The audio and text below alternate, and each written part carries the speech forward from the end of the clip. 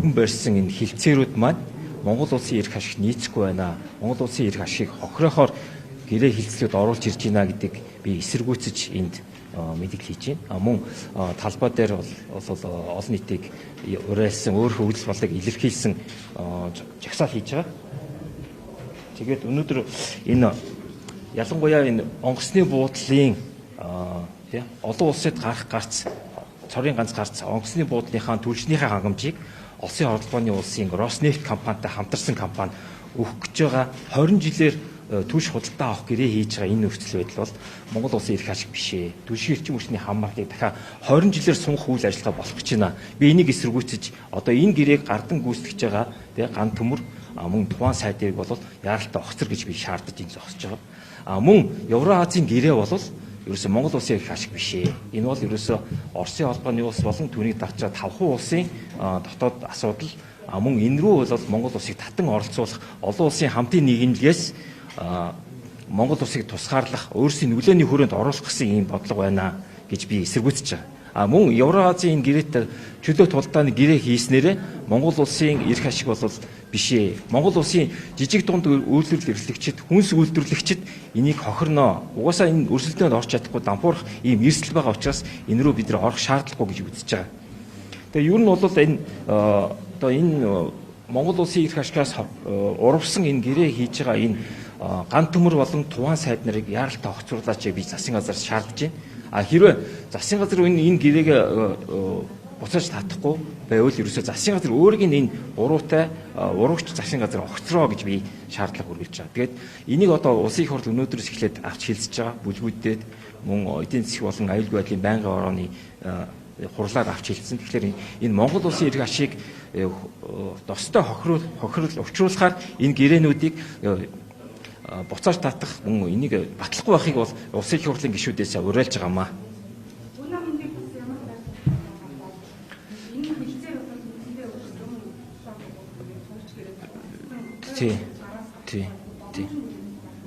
Тий. Одоогор бол би энд бол намаа төлөж ирээгүй. Би өөрийнхөө хувь хүний үзэл бодлоо илэрхийлэх гэж ирсэн байна да. Тий.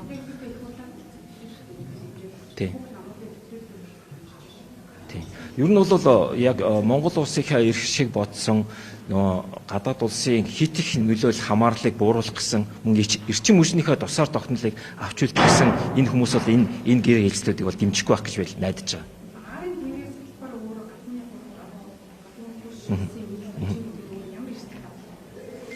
Одоо Монгол улс маань угаасаа хуурай газар хоёр хөршийнхөө дунд тавчигдсан маш хэцүү геополитикийн байралтай улс шүү дээ. Тэгэхээр бид нэр олон улс гарч маань бол хөшийн үндийн онгоцны бодол байгаа.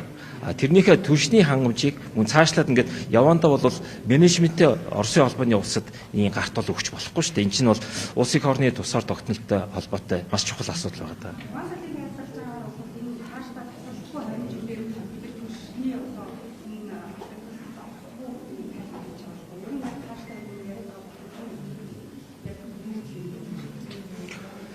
Бид нар 2 жилийн дараа газрын тос боловсруулах үйлдвэртэй болно. Энэ газрын тос боловсруулах үйлдвэр маань бензин болон онгоцны түлшийг үйлдвэрлэдэг болно.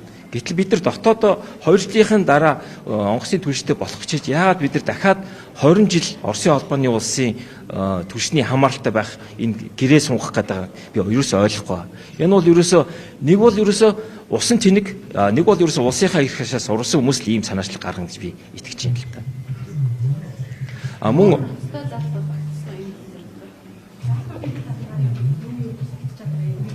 тий одоо энэ одоо сошиал дээр тавигдсан энэ 5 хуудас гэрээний нөхцөлийг харахаар бол ерөөсөө энэ Монгол улсын эрх ашиг хамгаалахаар заалтууд бол харагдахгүй байгаа. Нэгдүгээрт мэдээж хэрэг түлшийг бол хөнгөлөлтөө үнээр нийлүүлнэ гэсэн нэг өгүүлбэр бол байхгүй. Мөн энэ гэрээний маргаан гарах юм бол Оросын холбооны улсын арбитрийн шүүхээр маргааныг шийдвэрлэнэ. Гэтэл Монгол улсын дотор болж байгаа үйл явдлыг яагаад Оросын холбооны улсын арбитр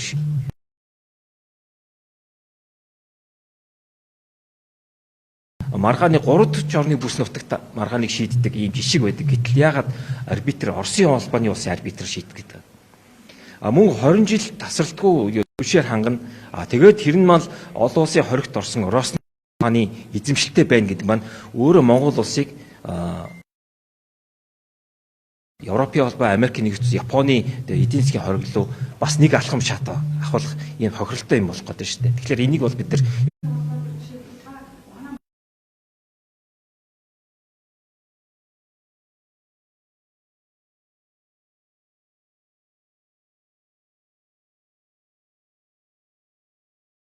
Тэгвэл олон улсад бол төр гэрээ гэж ер нь байдгүй. Ер нь бол бид нар бол 3 жилийн хугацаатай энэ гэрээг байгуулна. Тэгээ 3 жилийн хугацаанд яг Монгол улсын нэг жижиг дунд үйлдвэрлэл эрхлэгчид, хүнс үйлдвэрлэгчдийн яг эрх ашиг хохирохоор тийм бараа бүтээгдэхүүнүүд байна. Импортын барааныхаа тарифыг тэглүүлээд зарим буулгаад ингэж орж ирэхээр байгаа байхгүй. Тэгэхээр одоо бидний яг хэрэгэлдэг хүнсний ногоо, сүү хүнсний бүтээгдэхүүнүүд, гурилан бүтээгдэхүүн одоо ерөөсө Монголын хүнсчдийг зохиод унахаар ийм байгаа байхгүй. Ялангуяа тэгээд цаашдаа бол Оросын холбооны улсын хүнсний сүлжээ дэлгүүрүүд, шатхуун түгээх станцууд ороод ирэх юм бол ерөөсө үндэсний худалдаа эрхлэгчид ерөөсө энэ зохиолоод байхгүй дампуурхал юм болох гэдэг.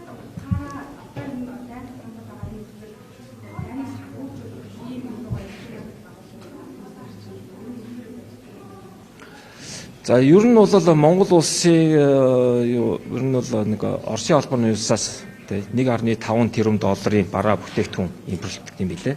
За тэрний бол 1 тэрбум 200 сая нь бол нефт бүтээгдэхүүн байгаа. За үлдсэн 300 сая нь бол хүнсний бараа бүтээгдэхүүн. Хүнсний болон өргөн хэрэглээний бараа. Одоо тэгээд бид нар одоо дэлгүүрүүдээр харах юм бол Оросын холбооны улс үйлдвэрлэгдсэн одоо угаалгын нунтаг, савун, шампунь, гэх мэтийн бараанууд бол тэгээ хүнсний бараанууд орж ирдэг.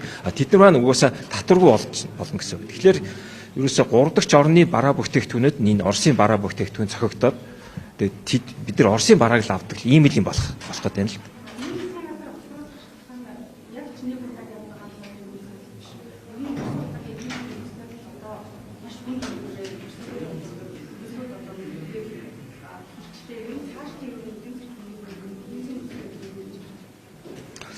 За бид нар ер нь бол энэ засгийн газрын энэ баримталж байгаа бодлого мөн төсөө өргөн барьсан одоо энэ 14 мега төсөл хэрэгжүүлнэ гэдэг байгаа энэ бодлыг харахаар одоо ерөөсөй бодит байдлыг бодиттойгоор үнэлж чадах чадвар ерөөсөй байхгүй байна. Сул байна. Эрсдлийн үнэлж муу байна. Одоо мэдээж хэрэг манай хамгийн гол экспортын бараа нүүрсний үн бол буураад байгаа тийм. Одоо бид нар чинь төсөв батлах үеэр $110 тоосч нь одоо $70 л биш үү. Тэгээд офтек гэрээний дүнг харах нь тэрнээс бага байгаа. Тэгэхээр ерөөсө төсвийн орлого буурах нь тодорхой байхад төсвийнхаа өргөө зардлыг бууруулъя гэж ярихын оронд одоо 14 мега төслөө үргэлжлүүлэн хэрэгжүүлье. Тэгээд нүүрсээр бартер хийчээ гэж юм яриад байгаа байхгүй. Нүүрсээр бартер хийхээр яах вэ? Одоо бид нар бэлэн мөнгөөр зардаг нүүрс маань угаасаа бүр үнэн буурах, шалруу унах ийм л эрсдэл рүү юм яриад байгаа засгийн газар шүү дээ. Тэгэхээр засгийн газар маань өөрөө энэ эдийн засгийн болон улсын талаар ерөөсөө Монгол улсын эрх ашиг хамгаалах, иргэдээ хамгаалах бодлого биш. Ерөөсөө өөрсдийг л бодсон хувийн эрх хэмжээнүүд шийдвэрүүд гаргаад байгаа учраас бид нар энэ ерөөсөө урагчд болчихоо гэж би айгаад байгаа л да.